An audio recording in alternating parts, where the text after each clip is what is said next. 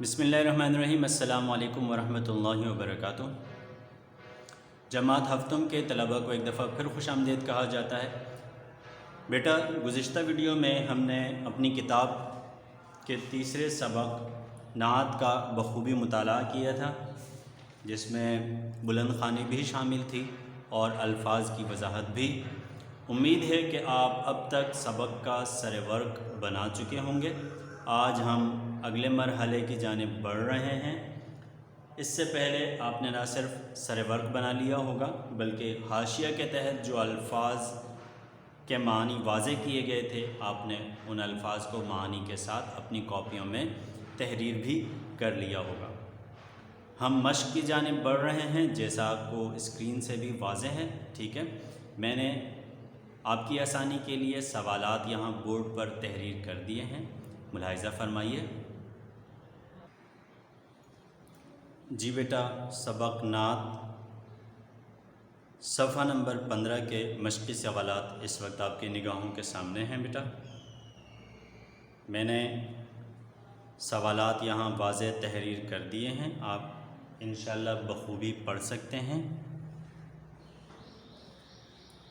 یہ ہیں وہ سوالات جو سوال نمبر 1 کے تحت دیے گئے ہیں۔ یہ وہ اجزاء ہیں جو سوال نمبر 1 کے تحت آپ کو حروف ابجد کے حساب سے دیے گئے ہیں، الف ب جیم دال ہے سے، ٹھیک ہے۔ لیکن میں نے آپ کی آسانی کے لیے ان کو نمبر وائز واضح کر دیا ہے، ٹھیک ہے، تاکہ آپ کے لیے لکھنا سمجھنا آسان ہو، ٹھیک ہے۔ تو پہلا سوال دیکھیے بیٹا، مشق کا پہلا سوال ہے، رسول اکرم صلی اللہ علیہ وسلم کس کی مرادیں پوری کرتے تھے؟ کس کی مرادیں پوری کرتے تھے؟ بیٹا، کتاب میں جو یہ سوال ہے یہ دراصل یوں ہے کہ رسول اکرم صلی اللہ علیہ وسلم کس کی مرادیں پوری کرتے ہیں۔ آخر میں یہاں پر ہیں کا لفظ آ رہا ہے، جسے میں نے تبدیل کر کے تھے لکھ دیا ہے۔ دراصل جہاں تک میرا گمان ہے یہ مس پرنٹ ہے، ٹھیک ہے۔ سوال کو واضح کرنے کے لیے میں نے اس کا ایک لفظ تبدیل کر دیا ہے، آپ بھی اسے اسی طرز پر لکھیے۔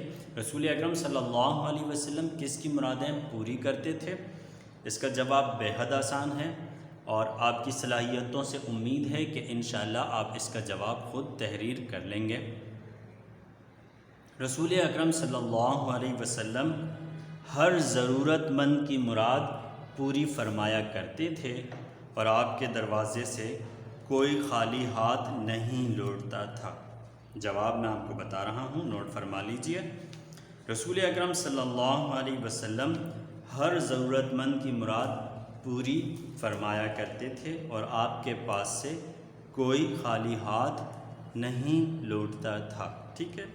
دوسرا سوال دیکھیے بیٹا، حق کے نام پر کون سی اشیاء گونج اٹھیں؟ اس کا جواب نعت میں ہی واضح ہو گیا تھا، میں ایک دفعہ پھر آپ کو بتا رہا ہوں۔ اس کا جواب ہے، حق کے نام سے دشت و جبل گونج اٹھے، یعنی ہر طرف اسلام کا پیغام عام ہو گیا۔ ایک دفعہ پھر سن لیجئے، حق کے نام سے دشت و جبل گونج اٹھے، یعنی ہر طرف اسلام کا پیغام عام ہو گیا۔ تیسرے سوال کی جانب بڑھتے ہیں۔ تیسرا سوال ہے، شاعر نے جو مسدس لکھی ہے اس کے ایک بند میں کتنے مصرعے ہیں؟ ٹھیک ہے، شاعر نے جو مسدس لکھی ہے اس کے ایک بند میں کتنے مصرعے ہیں؟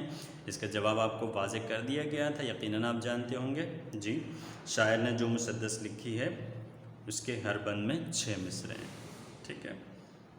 سوال نمبر 4، ہر جانب کس بات کا غل پڑا؟ ہر جانب کس بات کا غل پڑا؟ تو جواب سن لیجئے، ہر طرف پیغام حق کا غل پڑا۔ ہر طرف پیغام حق کا غل پڑا، یعنی اللہ کی توحید کا پیغام عام ہو گیا، یا پھر ہر طرف پیغام حق کا غل پڑا یعنی اللہ کے دین کا پیغام عام ہو گیا، ٹھیک ہے، آپ اللہ کی توحید بھی لکھ سکتے ہیں کیونکہ اسلام کا بنیادی پیغام توحید ہے، اور اسی طرح آپ دین اسلام بھی لکھ سکتے ہیں کہ ہر طرف پیغام حق کا غل پڑا، یعنی اللہ کی دین کا پیغام عام ہو گیا۔ ٹھیک ہے، سوال نمبر 5 ملاحظہ فرمائیے بیٹا۔ سوال نمبر 5 ہے، رسول اکرم صلی اللہ علیہ وسلم نے لوگوں کے دلوں میں کس طرح گھر کیا؟ بیٹا اس کا جواب چونکہ میں نے مناسب سمجھا کہ آپ شاید نہ لکھ سکیں، اس لیے میں نے یہاں آپ کی آسانی کے لیے تحریر کر دیا ہے۔ جواب ہے، آپ صلی اللہ علیہ وسلم نے اپنے دشمنوں اور خطا کاروں کو درگزر فرما کر یعنی معاف فرما کر، اور اپنے اخلاق جمیلہ کے ذریعے، اپنے اچھے اخلاق کے ذریعے نہ صرف عام لوگوں بلکہ اپنے جانی دشمنوں کے دل میں بھی اپنی جگہ بنائی۔ ٹھیک ہے، ایک دفعہ پھر سن لیجیے، آپ صلی اللہ علیہ وسلم نے اپنے دشمنوں اور خطا کاروں کو درگزر فرما کر اور اپنے اخلاق جمیلہ کے ذریعے نہ صرف عام لوگوں بلکہ اپنے جانی دشمنوں کے دل میں بھی اپنی جگہ بنائی۔ دل میں جگہ بنانا یعنی دل میں اپنے لیے نرم گوشہ پیدا فرمانا۔ سوال نمبر 6 دیکھیے بیٹا، سوال نمبر 6 اسکرین پر ہی واضح ہے۔ سوال نمبر 6 ہے، قبائل کو شیر و شکر کرنے والا سے شاعر کی کیا مراد ہے؟ یہ دراصل ہماری نظم نعت کے ہی ایک مصرعے سے لیا گیا محاورہ ہے۔ قبائل کو شیر و شکر کرنے والا سے شاعر کی کیا مراد ہے؟ میں اس کی وضاحت بھی آپ کے سامنے کر رہا ہوں، آپ کی آسانی کے لیے اس کا جواب تحریر کر رہا ہوں، ملاحظہ فرمائیے۔ لیجئے جناب جی، دم بھر میں سوال کا جواب آپ کی نگاہوں کے سامنے ہے۔ سوال نمبر 6 ہے، قبائل کو شیر و شکر کرنے والا سے شاعر کی کیا مراد ہے؟ بیٹا اس محاورے کی میں پہلے بھی وضاحت کر چکا ہوں۔ نعت کا جب ہم مطالعہ کر رہے تھے اسی دوران میں نے اس کی خوب وضاحت کر دی تھی، سیر حاصل بات ہوئی تھی اس پر۔ میں پھر بھی تھوڑی سی وضاحت کر دوں کہ یہ لفظ شیر و شکر کرنے والا ہے۔ شیر و شکر کرنا یہ دراصل فارسی سے یہ تعبیر اردو میں آئی ہے، فارسی زبان سے۔ شیر فارسی میں دودھ کو کہا جاتا ہے اور شکر تو آپ جانتے ہیں میٹھے کو کہا جاتا ہے۔ آپس میں شیر و شکر کرنا، جس طرح دودھ میں سے میٹھے کو الگ نہیں کیا جا سکتا اس طرح کر دینا، یعنی آپس میں بالکل متحد کر دینا، یا پھر ایسے کر دینا جیسے میٹھا دودھ لذیذ ہوتا ہے، آپس میں ایسی مٹھاس پیدا کر لینا۔ ٹھیک ہے، تو جواب جو میں نے آپ کے لیے یہاں تحریر کیا ہے وہ سماعت فرما لیجئے۔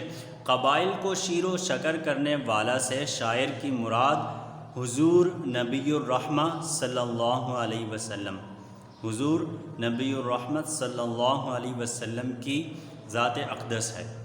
قبائل کو شیر و شکر کرنے والا سے شاعر کی مراد حضور نبی علیہ السلام کی ذات اقدس ہے، جنہوں نے اسلام کی تعلیمات کے ذریعے عرب کے وہ قبائل جو ایک دوسرے کے جانی دشمن تھے ان کو آپس میں بھائی بھائی بنا دیا۔ ٹھیک ہے، ایک دفعہ پھر سماعت فرما لیں۔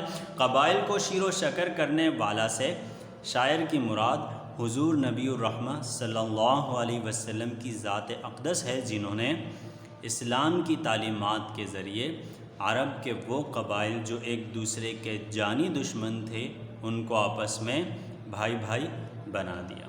چونکہ اس سوال کا جواب نسبتاً آپ کے لیے تحریر کرنا مشکل تھا، اس لیے میں نے آپ کی آسانی کے لیے یہاں تحریر کر دی۔ البتہ وہ سوالات جن کے جوابات آسان تھے وہ آپ ان کے جوابات خود انشاءاللہ تحریر کر لیں گے۔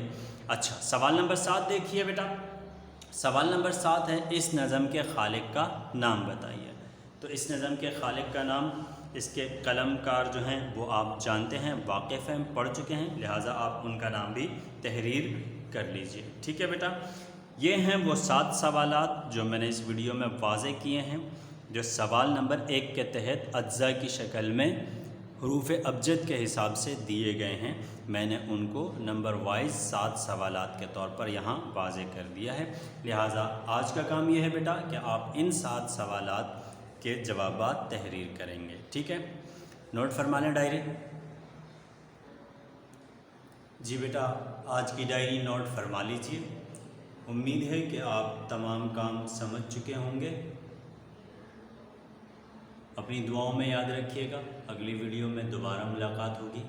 السلام علیکم ورحمۃ اللہ وبرکاتہ۔